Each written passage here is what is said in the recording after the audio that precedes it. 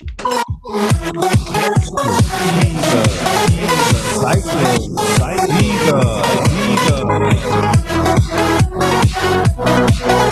to Cyclones FeverCast, the only webcast dedicated to the Brooklyn Cyclones of the New York Penn League and an affiliate of the New York Mets.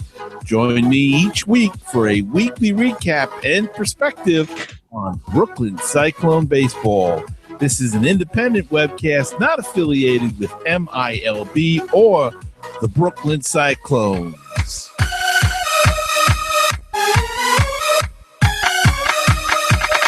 And hello and welcome to another edition of Cyclones FeverCast number 29. And we're going to do things a little bit different tonight as I am joined by a very special guest.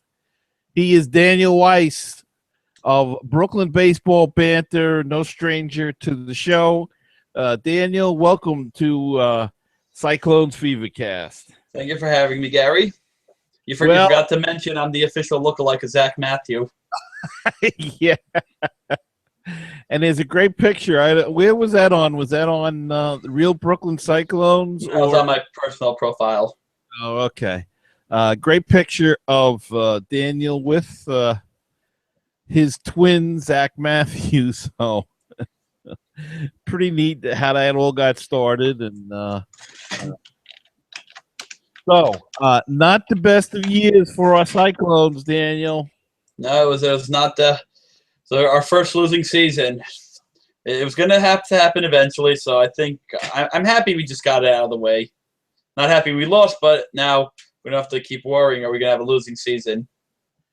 And yeah, next year maybe they'll get back on the track and get it going again the way it should be. But nothing seemed to really go right this year, except the pitching was okay.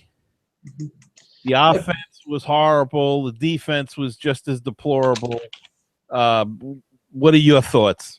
Yeah, the pitching has always been a good strong point for this team. The thing was, they knew, the guys they felt knew that you have to throw a shutout, or you're not going to end up getting any support from the team. And I think that's what hurt them. Well, and as we said, the offense was pretty bad, and a new hitting coach this year. And you've interviewed him. Communication, I don't know if it's a concern, but they just didn't perform the hitters at all. No, they did not. And I found them a bit of a questionable hitting coach. I know they say, oh, you shouldn't always have the former players who are great. They can't always be coaches. But this guy couldn't hit as a Cyclone when he played. I remember seeing him play, and he was not an impressive guy. And I question why he was named hitting coach. And I also, when we talk communication, part of me wonders some of his language skills, because I interviewed him for your show when I went up to Hudson Valley, and a few people said to me that his answers and my questions were like almost on different tracks. I'm not going to question if he knows English, but certain people not always the best when it comes to speaking publicly or talking to other people and explaining stuff. So it was I kind of questioned was he the right guy to be the hitting coach? Yeah, and it was a little bit difficult to understand him at times, and I understand they have a strong Hispanic or Latin presence, the Mets, and it's good that they probably have coaches like that, but it can backfire sometimes too, because if they cannot communicate, it makes it very difficult for everybody. And to be honest, the team just did not hit. Oh no, they could not hit this year. It was just awful to try to watch. They would swing at bad pitches. They hit into double plays, and the thing is, I've spoken to someone who's coached one of the collegiate teams that play there, and he says it's not an easy park to play in. The wind blows in. The outfield is very deep. The walls are high along left field. And the turf, you know where the ball's going to land. There's no funny bounces. Mm-hmm. And that grounders happen a lot. And that's I think the team should, I'm not going to say cut down half the wall. But look, the New York Mets moved in some walls. They lowered the heights. The Cyclones, I think between the first and second ad of advertising, should put a yellow line and make it an 8-foot wall to hit a home run. If it's the second row of ads, it's a home run. Mm-hmm. Well, also in center field is like 412, I think, something like that.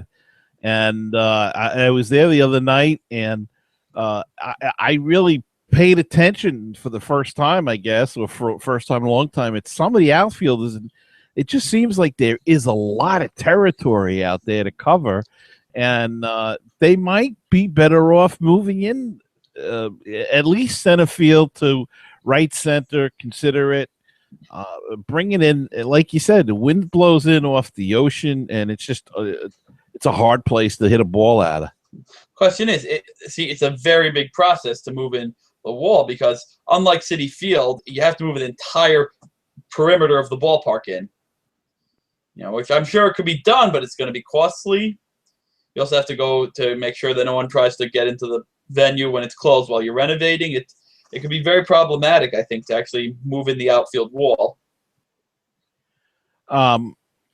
I guess you're right, but then what they have to do is try to build a team that's got more speed. And one of the issues that we had this season, and that you've written about quite a bit, was the lack of a left-handed hitter on this team.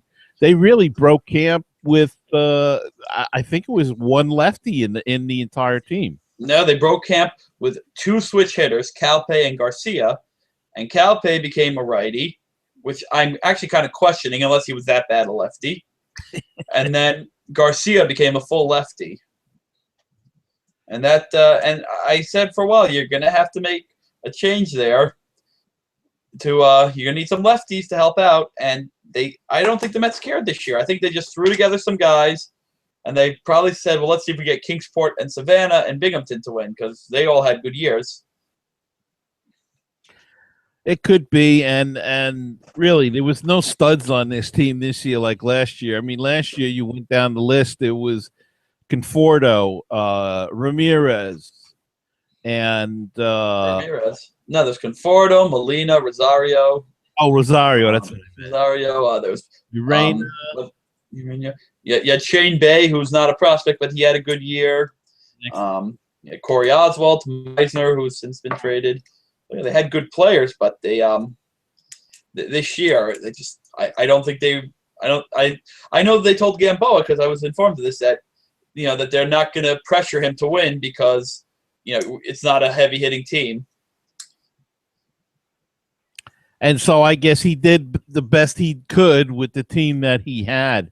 And but they really should have gave him a little bit more in the left-handed department and guys with more speed. And then even this team got decimated with injuries this year. But one thing I did want to touch on that you and I both interviewed Tom Gamboa, and of course he is adamant in saying that his first job, of course, is development of players. And I mean, they lost a lot of guys to development that were moved up. Michael Katz was there until July 2nd, and he was moved up to Savannah. Nada Ramos was transferred to Savannah on July 2nd as well. They lost a pitcher, Gaither Bumgardner, because he got traded to the Angels. The third, July 3rd, Mike Gibbons was transferred to Binghamton. So a lot of key guys and I don't want to say older guys, but they were transferred up, and the replacements were younger and stepping into it. And at the time that they lost a lot of these guys, they were like 12-5, 13-5.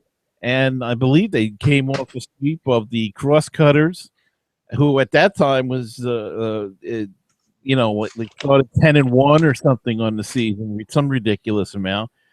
and I believe they were in first place around that time. So it all came off the wheels about July 12th or so, where they really started going downhill. Yeah, and there was the moving up of Cats. I think definitely hurt. We lost one of our good bats, and the moving up of Ramos only happened because because Adrian Abreu had gotten suspended. But they also that was on June 19th, and 9 days later, Brocher came to the team. So that kind of balances that out. And Ramos did not really do much in his time here. And then, well, they added Thompson. On June 24th, which I thought would help the team, but I don't know if he really ever I didn't see. I wonder why he's a fifth rounder. I was not that impressed with him.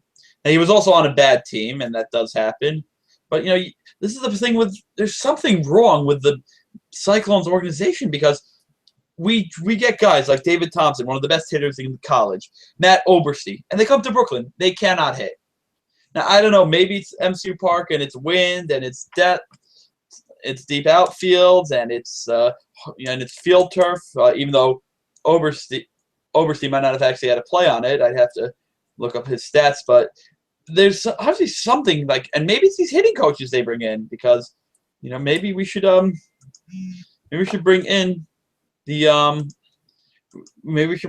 former Met, or a guy like Howard Johnson along those lines, because the guys I do not think Yunier Garcia is qualified to be a hitting coach. Well, I thought that Eduardo Alfonso would take a bigger role in that. Yeah, well, I don't know. He didn't seem as in it this year. Both him and Gamboa, the fact that neither coached third base, the fact that Gamboa never coached third, and that Alfonso stopped doing it after a while, was very, very weird to me. Yeah, it was very weird, because I would think I could almost understand Gamboa not doing it if all thoughts were that Alfonso was the future manager and they wanted him to learn. Then it would make sense for him to be out at third base all the time. When he stopped doing it, it seemed very strange when Garcia was going out there, and unless they got orders from the Mets to do it, which could explain a lot. Is a possibility. I mean, that's something we don't know. But another problem that they had this year was injuries too, which makes you wonder. I don't know. Is it the turf? Is it, years ago when the turf started coming out, there were a lot of injuries that came out. I know the science has progressed quite substantially, the technology, but it's still not regular grass. And I have to wonder if some of these injuries could have been prevented if there was grass, or is it because of the turf? Though Hudson Valley has the turf, and I don't know what their injuries were like. But and it was a lot of pitchers that went down, of course. But I mean, they lost a lot of guys. They lost Bernal for a big deal of the season, and he really was a good offensive threat for them. And that one hurt. And then you lose Tharp right after him, and suddenly you lose your two best outfielders. Yeah, and Tharp left for personal reasons, and then they lost Blackham and Ty Williams and Andrew Church, and the list goes on of guys they lost. And of course, the end of the year, Pasha went when he was sent up, and Vinny Sienna and Jeff Deal, which was another power bat that they lost. And Gaby Almonte, he went up, but that was, I mean, it was 2 days left in Cyclone. Even when Pasha went up, we were out of it. But I'm looking on my blog in order of all the transactions. I think what also hurt was that day we lost Dower and Frias, which is such a bad trade on the Mets' part, because you ended up hurting your minor league affiliate by losing the starter for that game, and Marco Flaherty is nothing great. Yeah, it's really, really bad. It looked good at the time, but I was questioning it because, no, and then then we had that. Then where it really fell apart was in the middle of August. We had that. There was that Sunday in Staten Island where I remember going to the game. I'm sitting with Mark Cohen, who's a very good fan, and I pull up on my phone the game notes, and we're wondering who's going to pitch for Brooklyn. And we find out it's Eddie Viashmil's been assigned to Brooklyn. And then what happened was we won, I know, the 11th, but then we lost the 12th at home, Staten Island, and then we got swept by the Spikes, and that's when it all fell apart, when the losing started.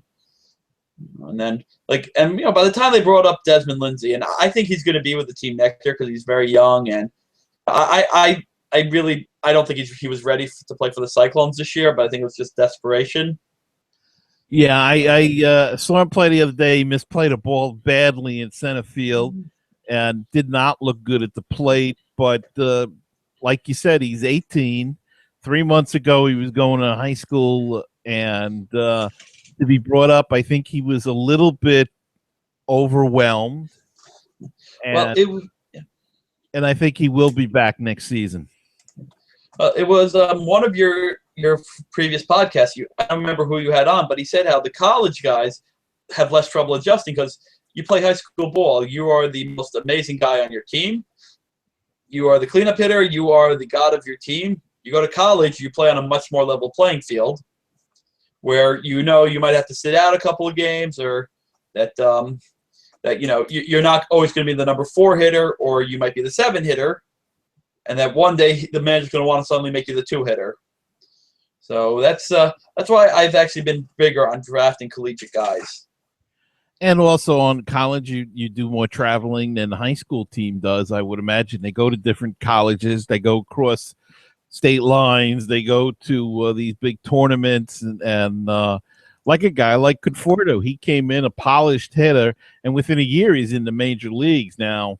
I don't expect that for everybody, but he certainly, well, I guess either he liked the hitting coach last year or they didn't get to him. So. Yeah, I don't know. I wouldn't say he dominated at MCU Park.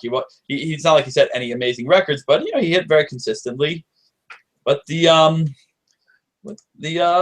think the thing is, the college guys just seem to hit better. But we didn't have many of those new collegiate guys on our team, outside of Sienna, Thompson, and a couple of pitchers.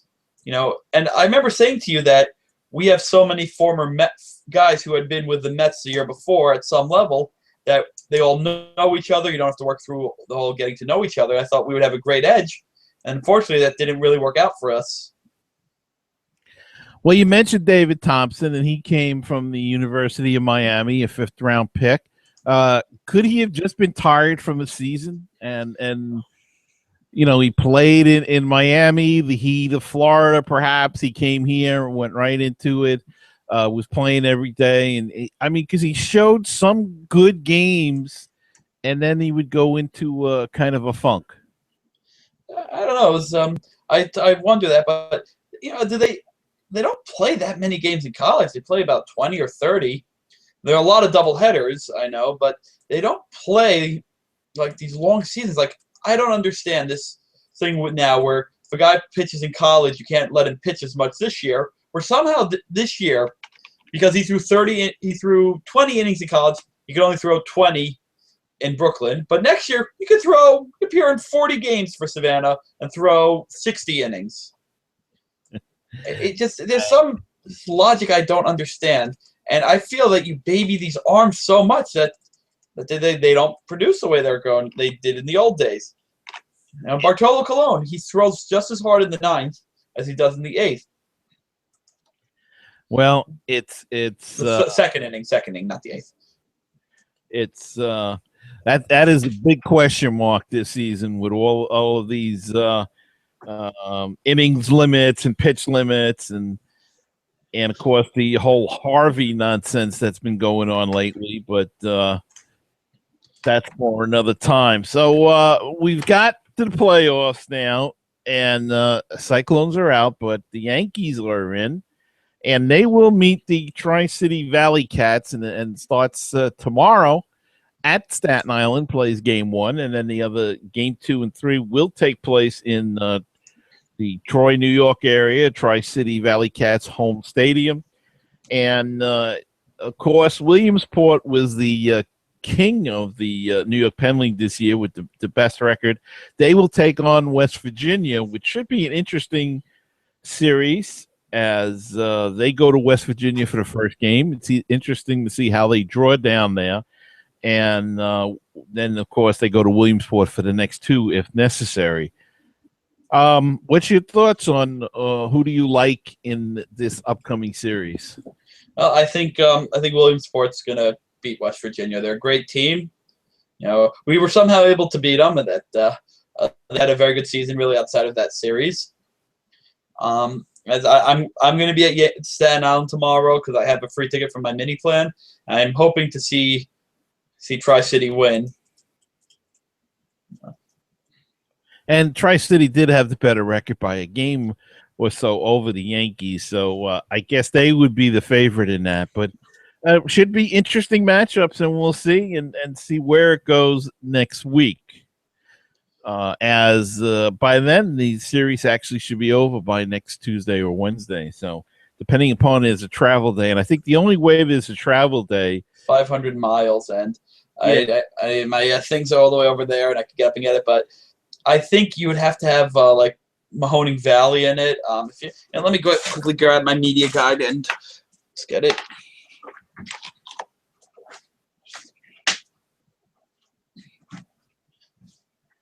And while Daniel is doing that, we're going to take a little break and be back after these messages.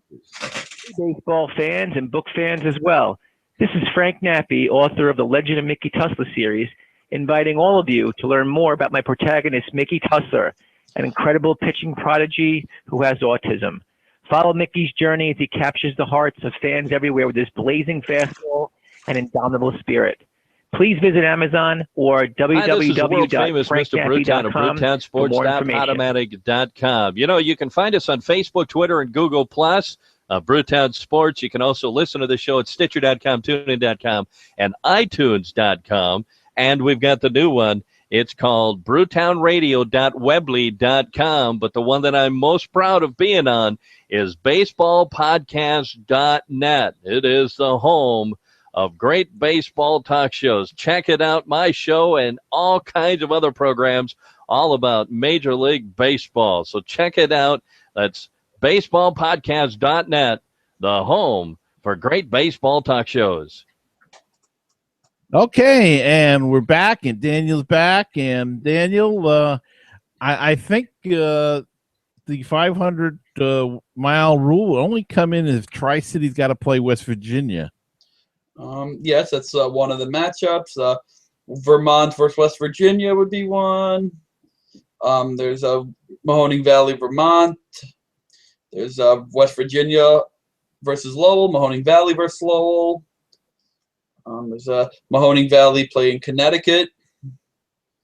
I think there's one more, but it's actually I think that's it. But actually, I do want to say when that ad you had for the Mickey Tussler book, they had a movie based on that. It was actually a very good movie, A Mile in His Shoes, and it's on Netflix. Yes, so check out the movie. Which is really, I'll just give it a little spoiler. It really does not follow the book all that closely. So, but just be aware of that it's like the basic story is the same, but there are a lot of changes. You got to dramatize. I think it's probably loosely based off it.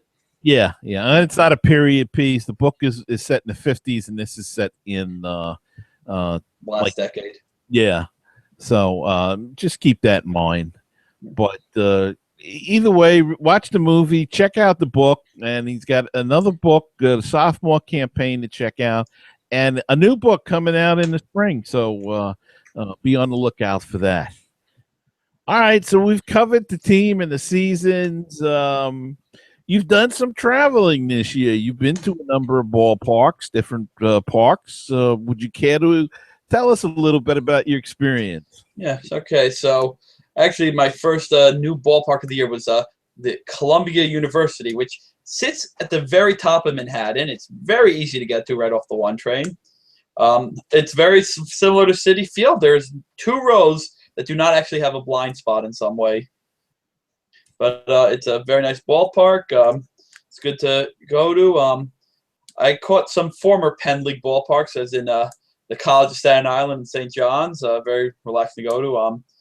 Then I went in the Penn League. I went this year to Hudson Valley, which I'd been to before, but I was able to go up there and cover a few games.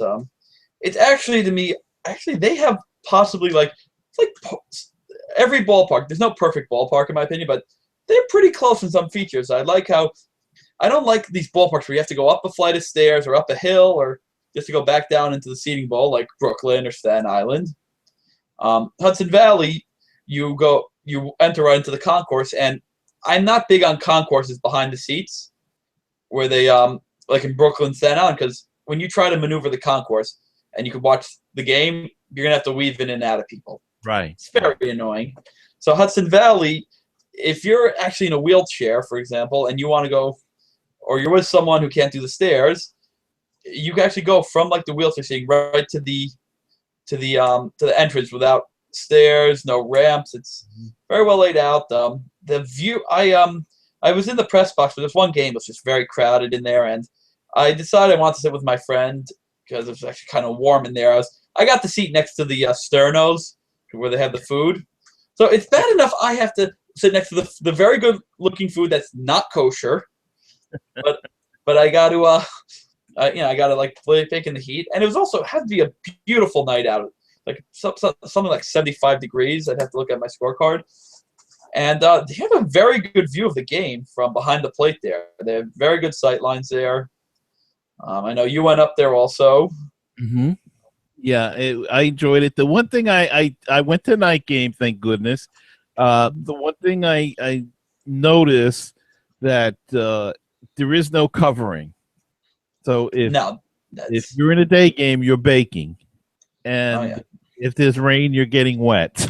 Well, that my last trip up there, I went with my friend Robert, who's a former meteorologist, and we're going up there on the train. I'm with him and Kyle Weissman, and it starts to rain, and Kyle's like, "Oh God, we just wasted our money for nothing." And then Robert, he looks at the radar and he goes, "Nope, let it rain now because we'll have beautiful ball game later." And we had a beautiful night. That was the night I did all those interviews with coaches. It doesn't have covering. That's a little problematic. Right. But it's as you say, it's a very nice ballpark, and I do like the layout of it, and it's a different atmosphere than at MCU Park. I found it's much more family, it seemed, up there that the MCU Park is. I wouldn't say that. Rick Zolzer, who's the PA announcer, who I've known for years, back from when he used to work with the Nets, it's a little more showmanship there. You know, they like to put on a show. They have every homestand that he told me they have to come up with different promos. So we'll have the Dizzy Bat every day, the pillow stacking. But they're every homestand. You can be a season ticket holder, and you'll see something new. Yeah, he has a very interesting, very good promo company, and he obviously worked his way up to the vice presidency of the team. So it's different there, because the difference in our city is most of the fans are there to see baseball. Because these guys are playing in the shadow of the Mets and the Yankees. Right, exactly. I got. They're not all Tampa Bay fans either. You know, it's interesting, and I noticed this when I went to Connecticut for both New Britain and the Connecticut Tigers. You don't get people there, aside from the fact they're not fans of the parent club, the way they are in Brooklyn, Staten Island. People don't wear the team stuff as much. Like when I went to New Britain, maybe it's because I went on camp day. And they were also playing the Mets, so a lot of people brought out Mets gear, and we had a lot. I used my cowbell to lead some chants of "Let's Go Mets" because we were playing. I don't know. People you don't see them wearing Connecticut gear. You know, maybe it's because Brooklyn gives out so much stuff, but I go to Staten Island. I see people. You know, they buy the jerseys and the hats. Right. But I don't see people wearing Connecticut Tigers. Hudson Valley, they actually wear a lot of the. There's a lot of people wearing Renegades hats. It's mostly hats, and I think the group hats are the navy here with like a light blue bill. The Cyclones had something similar. So, the other thing is you have to have group hats that look good, which the Cyclones this year were not so good at. Well, which one did you like, the Sandy or the yellow and the green, and that's the only one they ever seem to have. The navy, the blue and teal wasn't as good. Last year they had some nice ones with the navy with the red brim, the blue with the brick BC. Yeah, yeah. And then they had the gray one. Was that 2 years ago? With the pink brim for the women. I knew also had an all gray one with the, I think, navy blue letters. Yeah, it actually probably goes well with this one. But Hudson Valley, I feel like they do a good job marketing. There are times where some of these in-game promos can be distracting, but I got that in Somerset, which I went to this year, first time ever. I even made up to I was there to catch the Newburgh Newts before they moved out of town.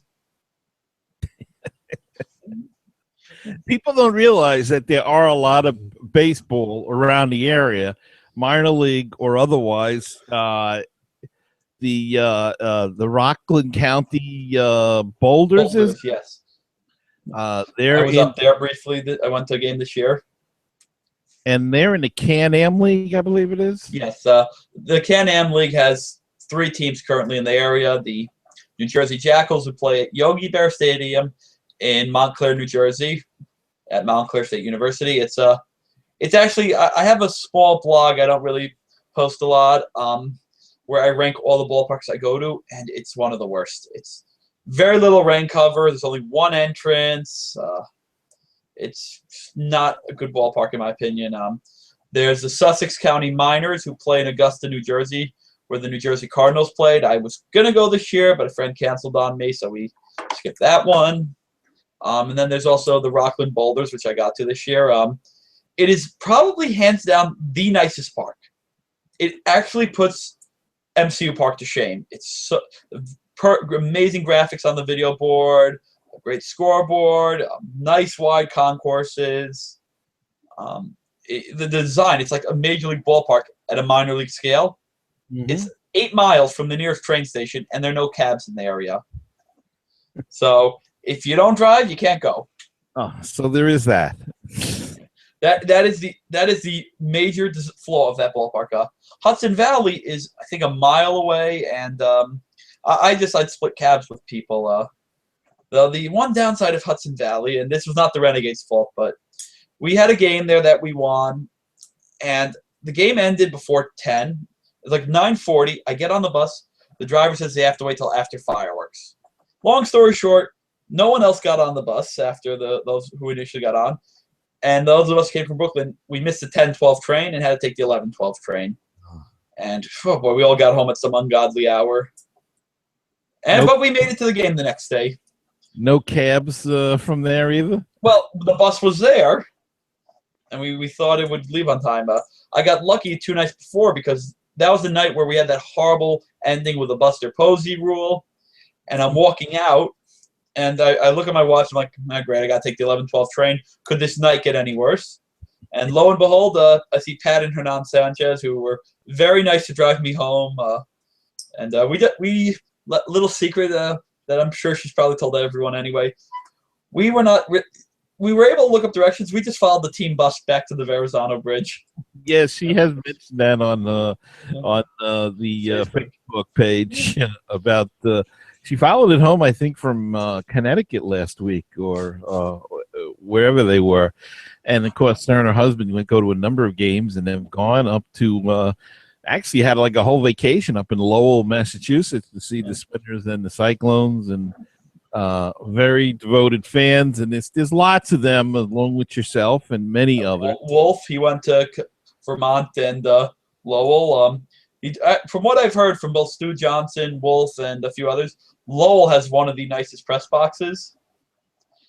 Vermont, when I called them up, they were very nice, and they had said to me that your friend's gonna have to find a seat because there's literally room for the scorer and the scoreboard operator, and that's it. It's an old ballpark. So, of course, Wolf, he took a seat behind the dugout and was himself. Fine, there's some charm in those old ballparks.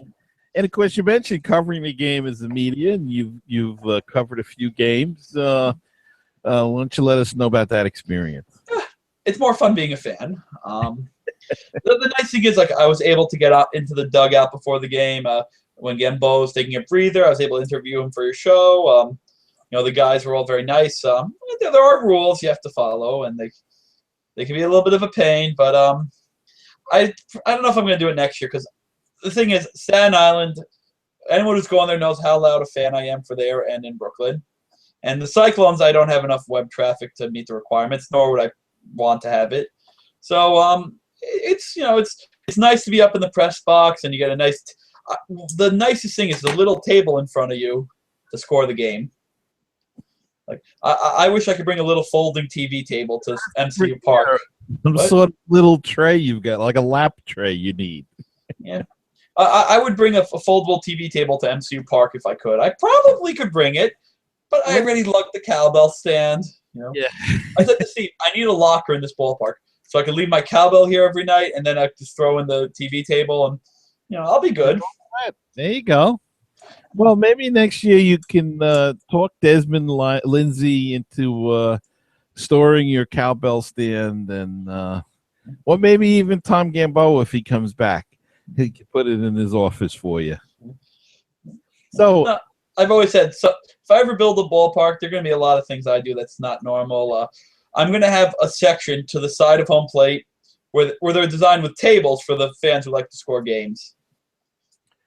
That would be unique. That's something different.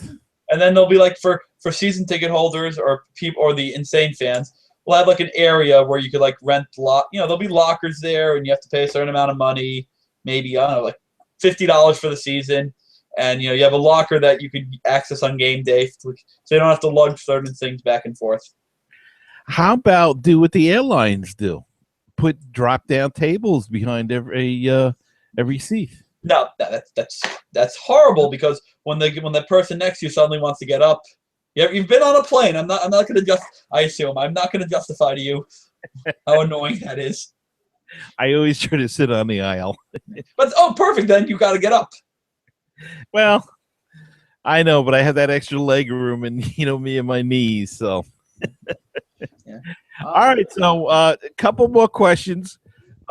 Cyclones led the New York Penn League in attendance once again this year, but it dropped a little bit from the last couple of seasons. So what can they do next year? What promos can they do to spice it up and to get more attendance in?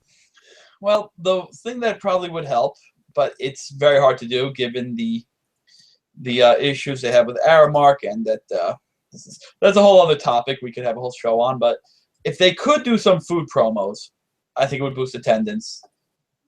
The New Jersey Jackals, a lot of the Can-Am teams had half-price drinks, $1 sodas, $1 hot dog night. But unfortunately, that's not going to happen anytime soon. I would love to bring back they did T-shirts of former players, made the majors. Unfortunately, I can't seem to find it, but I have one they gave out years ago. And it was of Edgar Alfonso, the manager, though it got rained out the night they were supposed to give it out, and they had to wait. And they gave it out when he wasn't managing, but that's another topic. But bringing back that, I'm sure people now would want shirts of Michael Conforto, Plawecki, that was another one. I have a list of items I'm going to write about in the offseason, but I think they would have to I think they switch it up. The thing is, Thursday still the big draw. But this year the designs weren't as bad as like 2 years ago or last year. But I think $10 ticket night does work. But I think the overall issue is it's not as affordable as it was 10 years ago. And what is, though? That's the thing. It's still a lot more affordable than a Met game, unless, of course, you get some sort of bargain there where college student tickets, $10. 74 games a year, it's valid. You can't be a student forever. So. Yeah, you can. I've seen those 50-year-olds still in college who I'm pretty sure have been there since the campus was built. I think they do have to make a couple of changes, though, and maybe they should look at something that they did 5 to 10 years ago and bring it back, like you said, with the T-shirts. I think they've I don't know if they've wrung the life out of the Seinfeld night, the Star Wars night, the '90s night. I don't know, but and sometimes I think they have too much going on in one night. The other night it was Latin music night, ski cap night. I forget what else. It was like 3 other things, and it gets a little. They had Honeymooners Night with like 5 other things, and then like you'll get games. Like August 29th, said game presented by NYU. Oh, sorry, but that was also Military Appreciation Night. But like there are days they have like nothing going on as much. But this year they combined Jewish Heritage Day with Bark in the Park.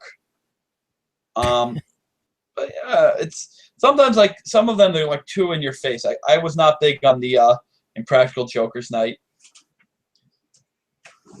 Like I was not big on the whole, the fact that people were at the game to see some guys, promote their show. Yeah, I like the show, so but I can see what you're coming from with that. Well, I think the bobbleheads maybe they got to work on a bit because I don't know. Like I'm looking through like what bobbleheads they had this year. They had the little Jerry one was just not as good, but that was also to be expected. They had the bus driver Sandy, that was all right. The Impractical Jokers for baseball fan like me. What do I need that for? Yeah, well, I don't think it ever made it home. Rosanna Scotto, Greg Kelly, but I know people who came from Connecticut and Hudson Valley. One of the employees of the Renegades. He was asking me what time should I get in line. I want to get the Lagares bobble glove because he was a Mets fan. And if you remember. Last year, 2 years ago, they gave away a lot of ex-players. They had the Corey Vaughn. Yeah, that was part of a special ticket plan, which I think caused some confusion. But like the Rosanna Scotto, Greg Kelly bobblehead. What in God's name does that have to do with the Cyclones? Well, they have a presence there, and probably there's a business to it, but with whatever evening it was, they're there a lot for the celebrity softball games and that sort of thing. And don't forget, it's all about money. But also, like though with my logic, someone pointed out the Sid Finch bobblehead was it really had nothing to do with the Cyclones. It had to be a great promo. Were you there for that game or no? No, I didn't make that game. I liked actually seeing the Cyclones wear blue and orange. Though Hudson Valley should not have worn their blue. That was not a good idea. Yeah. but I wouldn't mind if the Cyclones went to a blue and orange color scheme. But that's more stuff we got to get done. Well, I actually, if I were the Cyclones next year for Jersey Thursday, there's this one back here, the blue Mets alternate. I would try to do like a Cyclones jersey like that as a giveaway. Yeah. Or another one I suggested to Steve is that you take this design of the navy sleeves, the piping, and you take away this and you put the BC, like the standard BC, right here. Right. That to me would be a very good jersey to do as a giveaway. And of course, they changed the away uniform this year, the whole thing, and I'm wearing the one hat, and you have the away jerseys there, and I'm still not crazy about the BKLYN. I kind of like the whole name spelled out there. I like the red jerseys, the gray and red look that they used to have with the red caps. It kind of distinguished it, and of course. They came out with that Brooklyn Bridge hat that I don't think they ever wore. Stu said they wore it a couple of games. I think someone said they wore it the Beat Brooklyn night that Staten Island had. I think the team felt motivated to they felt let's put on our bridge hats. But no, I like the color scheme. I like the navy sleeve. So interestingly, on the actual jersey, the navy on what the players were runs all the way up to here, and I was a little disappointed. The one I bought looked nothing like it. But I like the old style, gray look to it. It just, I think it's just had Brooklyn spelled out. Yeah, I don't get the whole this year with the whole BKLYN but I don't know. Is it something in the borough that they're trying to push, or?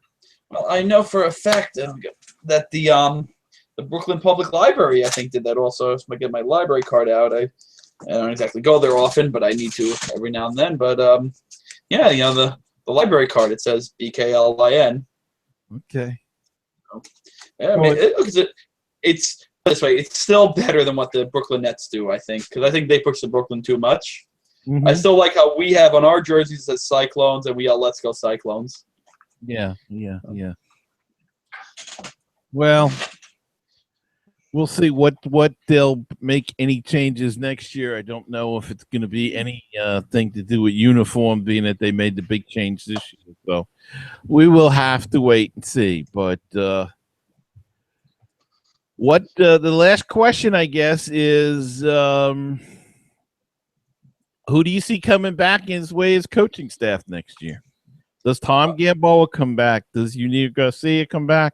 And does Edgardo Alfonso come back? Well, I don't see no reason they wouldn't bring Alfonso back because, I think he probably helped sell some tickets, and he's technically a Mets ambassador and a special instructor.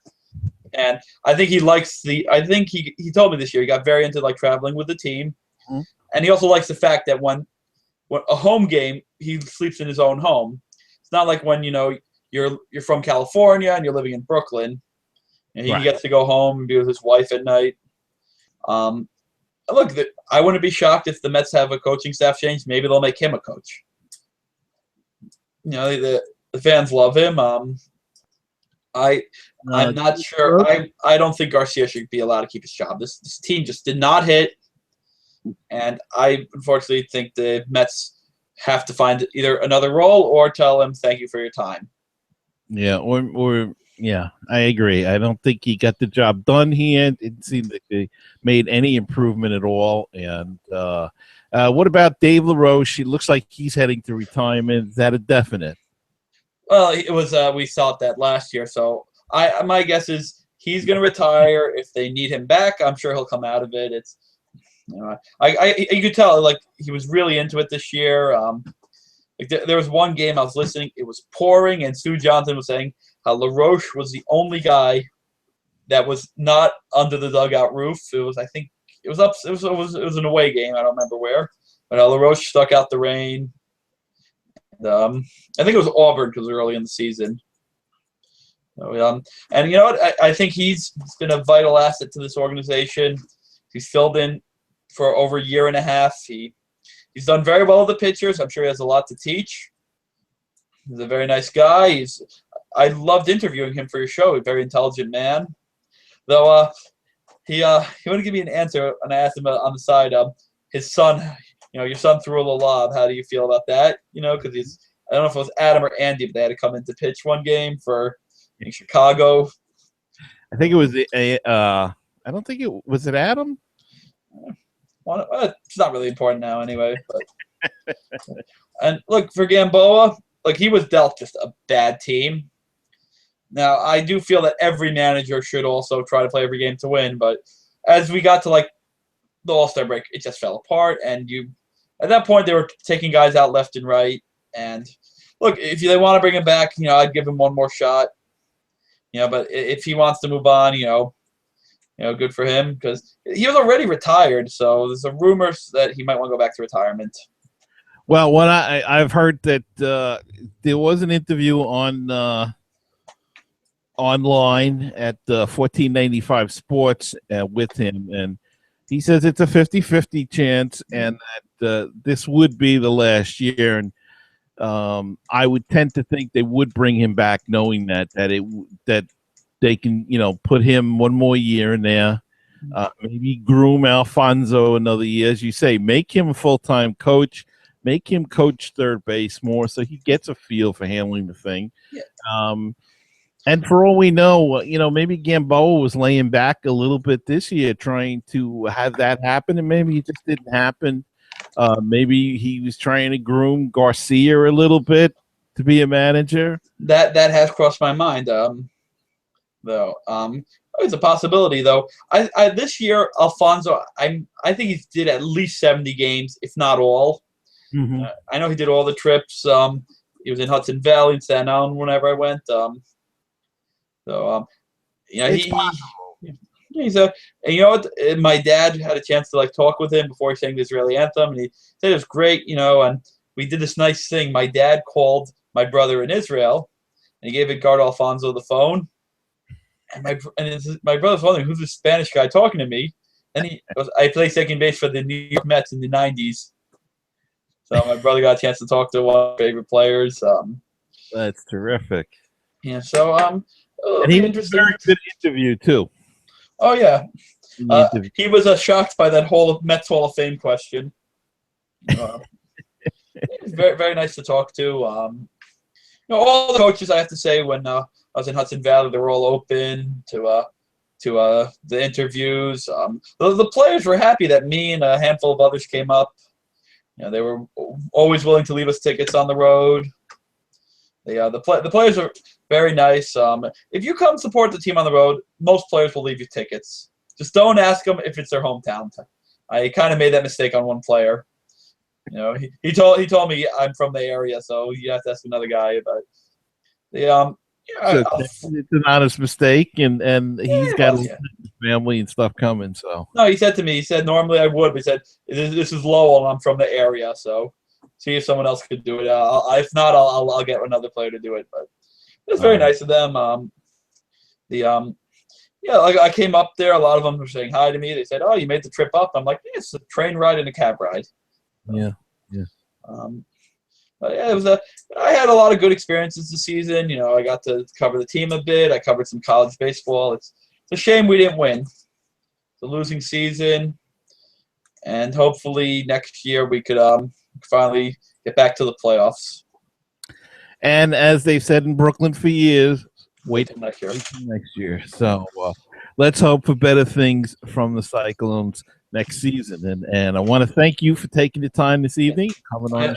But before we go, with next season, I'm trying to plan a bus trip to the All-Star game. Still getting quotes from different companies. And I spoke to Robert Pimpsner, who works for Prince Strike Prospects. Think of doing a bus from Brooklyn, and we go up to Hudson Valley for the All-Star game. And he said he could probably bring about 10 people, which, we'll share with the Yankee fans. Sure. We'll try to behave for a night. Look, when it comes to business and you have to save money, you do whatever you can to get your job done. If it wasn't for these rules against segregation, I'd have them all at the back of the bus, or even on the roof, But we have laws against that. So, don't forget, though, in the current lineup of the All-Star game, they are on your team. Yeah, that's the worst part of it. That's really annoying. So you have to root for them. Yeah, maybe they'll realign it a bit or if they can change affiliations, because I don't know. It's hard to root for them. One other thing that I wanted to ask you, and it just came to in my mind, and I'd like to ask you that there is a rumor going. It is early stages. It won't be known more until the end of September. I think we'll get more of an idea. But there is the possibility of a team moving to Camden, New Jersey. Have you ever been to that stadium? No. Well, what's happening is, I know a little details. The Camden River Sharks are they're part of the Atlantic League, which plays the Long Island Ducks, the Somerset Patriots, the Bridgeport Bluefish. So then we have another team, the New Britain Rock Cats, which I had the chance to go to with David Pecoraro, the Wolf. We went up there to cheer on the Binghamton Mets. They're moving to Hartford, which is about 40 miles or 40 minutes away. I don't remember the numbers. All I know is it's actually easier to get to. And New Britain wants to keep the team. And it's interesting there. They have two stadiums side by side. They built another one, New Britain Stadium. It opened, I think, in the 90s. To pull up my review of it. They had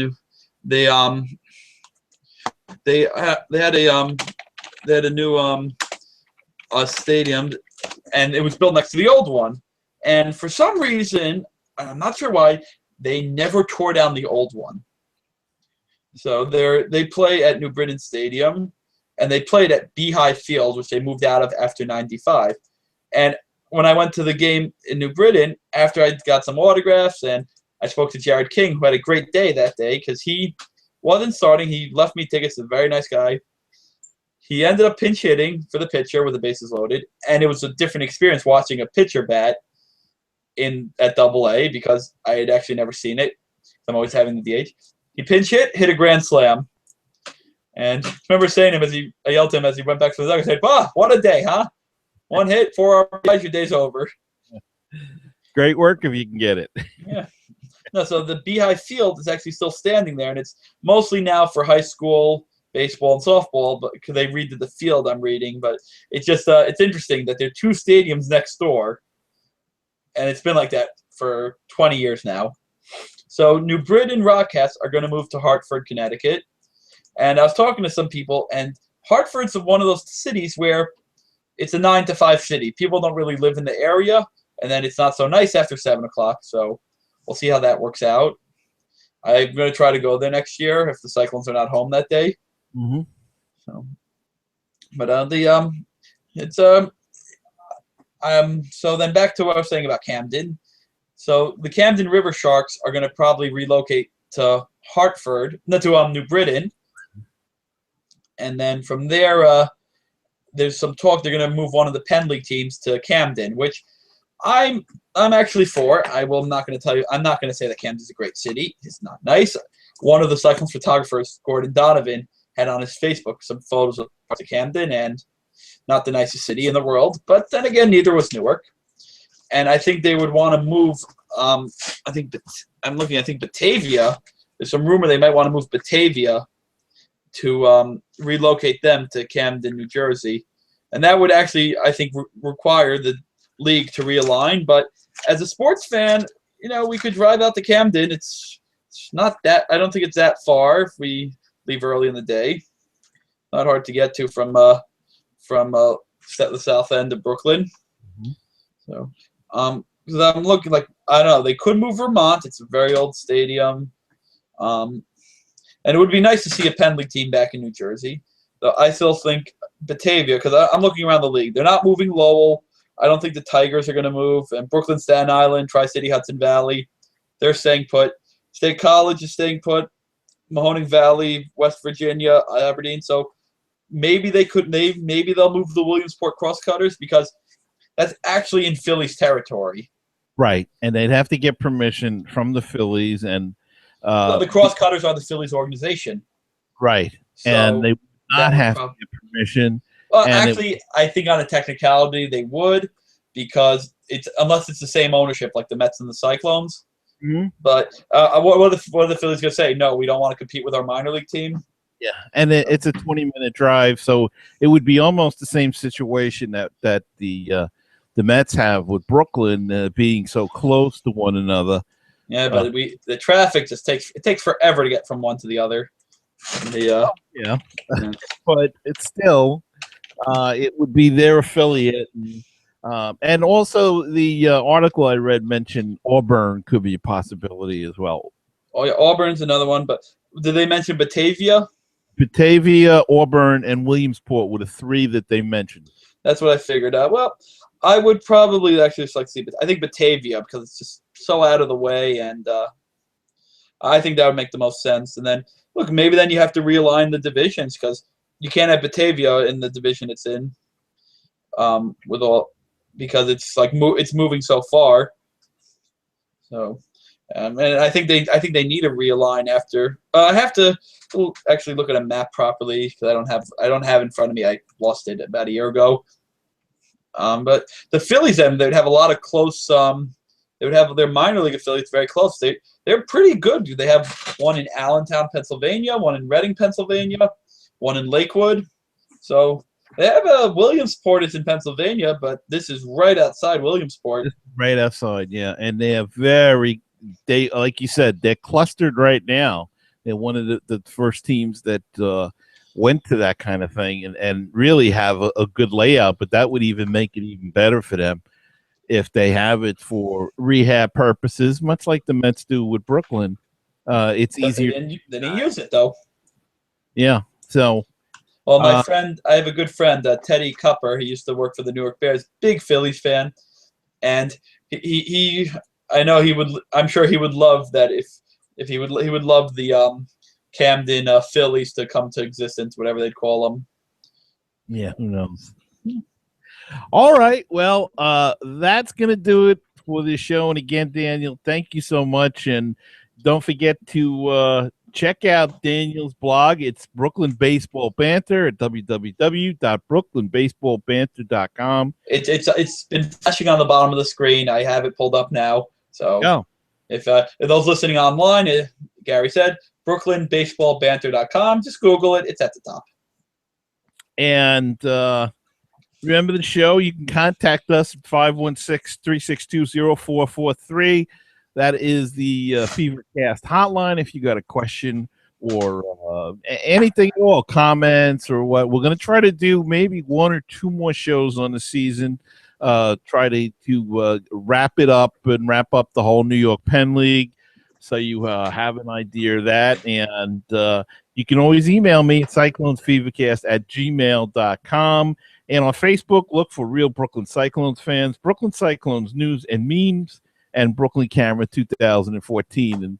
And Daniel, wait till next year, and we'll see you again next year. And hopefully we'll see you next week, folks. I'll see you next week, at least, on another edition of the FeverCast. So remember, catch the fever, Cyclones fever, and keep it all winter. And the Bolts are coming up, so you can enjoy them. So thank you for having me, Gary. If anyone wants to cover the Bolts for my site, please go ahead. I don't know football as well as I do baseball. Also, I want to give a shout out to two people who were the biggest help with my blog. David Pecoraro, such a big help. Whether it's just if I missed a game on radio or wasn't there, he had all the details. And also Pat Sanchez with her amazing photos. She deserves such a big hand. What she does for the fan base, the players, the player families, the staff. She really is such a great fan for this team. She's terrific, and her photos are terrific, and I enjoy them on Facebook. So until the next time, we'll see you real soon. Take care, everybody.